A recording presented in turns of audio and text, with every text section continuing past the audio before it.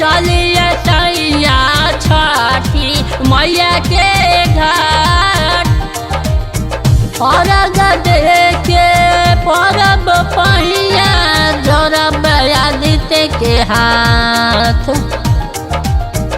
अर्घ देके परब पहिया जोड़ब आदित्य के हाथ। दौड़ा लेके चलिए सैया छठी मैया के घाट।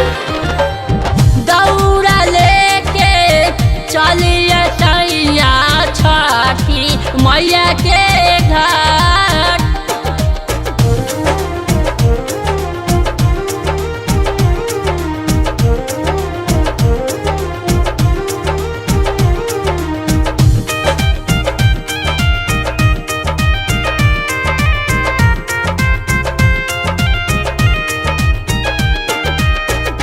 होत भोर हरिया सुपली दौरिया फल फल हरिया सजा दिल बानी।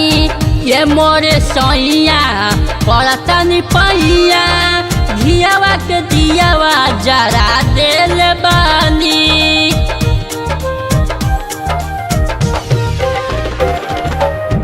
होत भोर हरिया सुपली दौरिया फल फल हरिया सजा दिल बानी। ये मोरे सैया पड़तनी पैया घियावा के दियावा जरा दिल बानी। सोनवा के रथा चढ़ी अहे गोसैया दिन कर दीनानाथ। दौड़ा लेके चलिए सैया छठी मैया के घाट।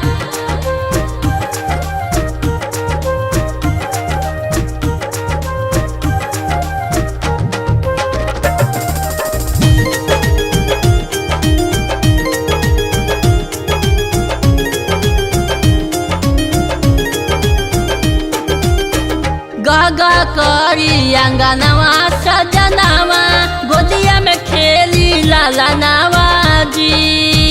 सोनी सुबान से पिया पेनी पियरिया दिया दिभा कर बरदनवा जी।